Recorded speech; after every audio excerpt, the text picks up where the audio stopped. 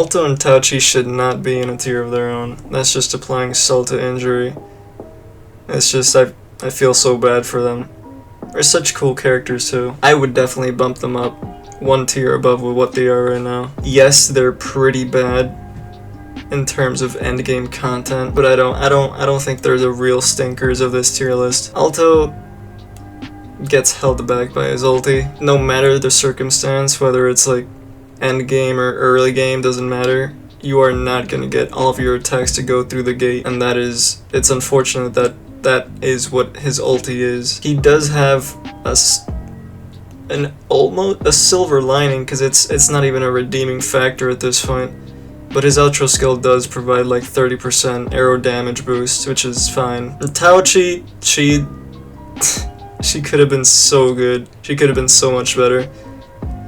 But she was doomed from the start. I mean, they gave her a support kit where she can shield and heal herself and all these good things, and then once you activate her forte circuit, it's just over.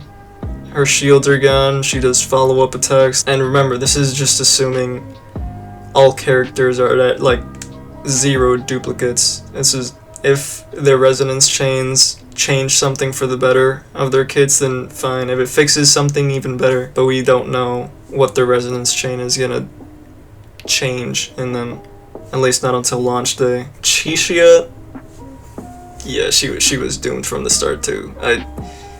4-star DPSs are more often than not immediately power crept by their 5-star counterparts. It's just unfortunate. She's such a cool character and guns ablazing and everything, but her damage it's kind of lackluster. Her kit only offers DPS. That's it. There is no room for sub DPS potential. You could run her in like a dual DPS team, but not just sub DPS or hybrid. It's not gonna work. She definitely deserves to be. Deserves is a harsh word.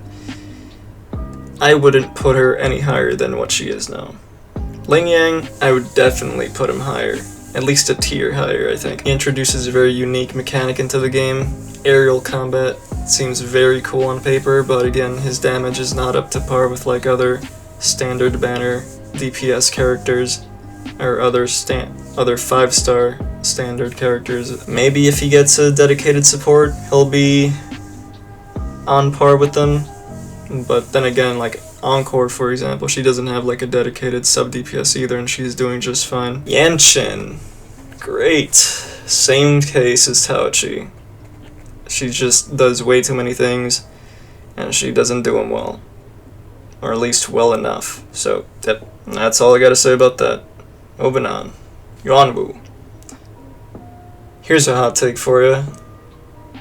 The only 2 true sub DPSs in the game are Yuanwu and Mortefi. And I stand by that, and I will die on that rock. But that's a conversation for another day. Yuanwu, his full kit is just full-on coordinated attacks on and off the field, and it's great. It's amazing. I love that for him. His damage is a little on the mid side, and I'm really hoping that if you get dupes for him, he'll be dishing out a lot more damage or something. Just please. I love this guy. So personally, because this is my opinion and it's my video, I would put him up a tier. Oh, actually I forgot to do this. So how many have we covered so far? We did Alto. It was fine where he was.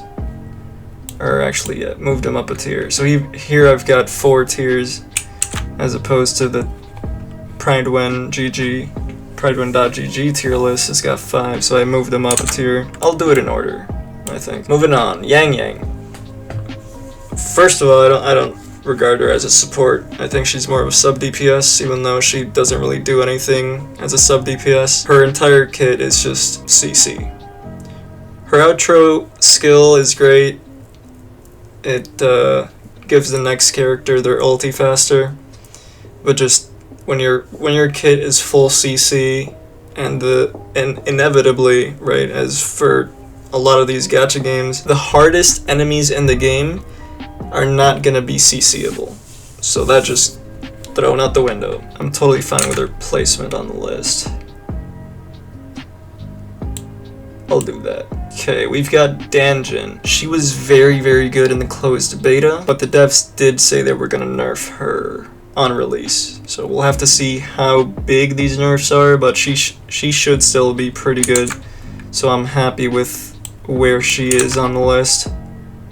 Is this the same tier? I'm gonna put her in front of these two. Rover. They have a main DPS kit, like full-on DPS kit. There's no denying that. And if I could describe an outro skill as mid, it would be theirs. Their outro skill is the middest piece of dookie in the game.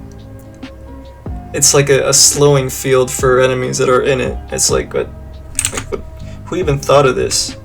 Obviously, we're gonna get a bunch of dupes for them for free as like we progress through the story, but I mean, we'll see. We'll see how good they get with their duplicates. So I'm gonna give them the benefit of the doubt and put them in second place. Sanhua. Yeah, I'm pretty content with where she is. I got nothing much to say about that. I will put her above the Rovers though. Baizi. So let me tell you something. This tier list is based off of endgame content, specifically the Tower of Adversity. If you didn't know already, you're gonna need 3 teams to tackle this tower. 3 teams means 3 DPS, 3 sub DPSs, and 3 healers. Or shielders, but unfortunately shielders in this game are a joke. Unless their dupes make them that much better. But assuming you've got no dupes for the shielders, or at least any dupes that matter, they're just not going to be enough to support your team, making healing super invaluable, especially in the end game. And I feel like having Baizi, at least not a tier higher than where she is a criminal offense. Should be charged for this. Should serve like 30 years scraping gum off high schoolers' desks. So I'm gonna move her up a tier. There you go. And Calcharo, everyone's favorite white-haired man. Not Alto, definitely not you. He is great, on paper. His kit is quite complex, and because you need to put in the time and effort into learning like his combos and stuff, he's not at the tippity top of the main DPS tier list, but if you do know how to play him, then he definitely deserves his spot next to Jian. So I'm fine with his current placement. I'll definitely put him on top of this tier though. Encore. I think it's a little inaccurate to put these two right next to each other and in the same tier, because clearly it's a whole different ball game between them, especially when Jian has like a full-on dedicated sub DPS and Encore doesn't.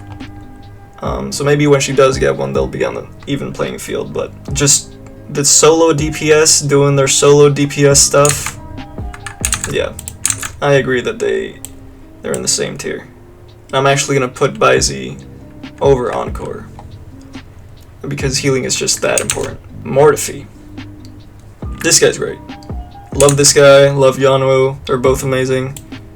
I'm gonna put him 3rd place on this tier, because besides being, in my opinion, one of the only 2 true sub DPSs in the game, he is also the best in slot, at least for now, for Jian. It is arguably the best DPS in the game. His kit is a little simpler than Calcharo's, so he's easier to pick up and easier to like bring out his full potential, full damage, whatever.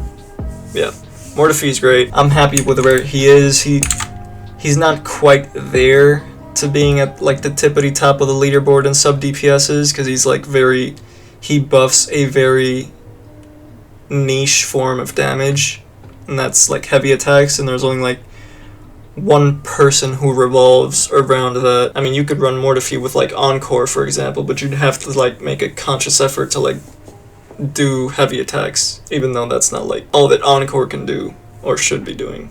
But yeah, I'm happy with this placement. Jing Yan, big boy. S tier, easily, super easily.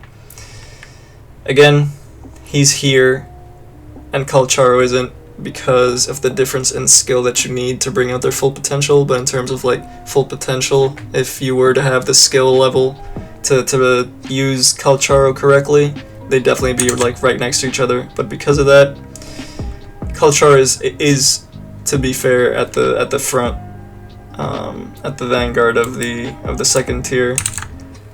There's not really much to say. He's just very straightforward, heavy attacks. Put him with Mortifi, you'll be fine. Yinlin. Yinlin can definitely be ran as a main DPS, but if she were to be ran as a main DPS, she would probably be next to Encore. As a sub DPS though, she can bring out the best in Kalcharo, and that is already amazing because Kalcharo by himself is just great. So just having a 5-star sub DPS for a 5-star DPS is like the first combination we get match made in heaven, right? In paper should be better than Ji Yang Mortifi combo, but in paper just means ideal scenarios, which, especially in this type of game, aren't gonna be all the time, or even most of the time for that matter. But definitely as a sub DPS, S tier. That leaves us with Verena. Oh, amazing! Yeah, who would have thought? You know what? Yeah, I'm not happy in doing this, but I wouldn't be able to sleep at night if I didn't do it this way. This girl, I don't know who she is. Maybe she's a leaked character from somewhere. I don't know who she is. So I'm just gonna put her in my own tier. There you go, buddy. This is what I think the roster looks like in a tier list. You're welcome to tell me I'm wrong. At the end of the day, you play who you want to. If you're a meta slave, I'm sure you have your own tier list and thoughts. Yeah, that's about it. See ya.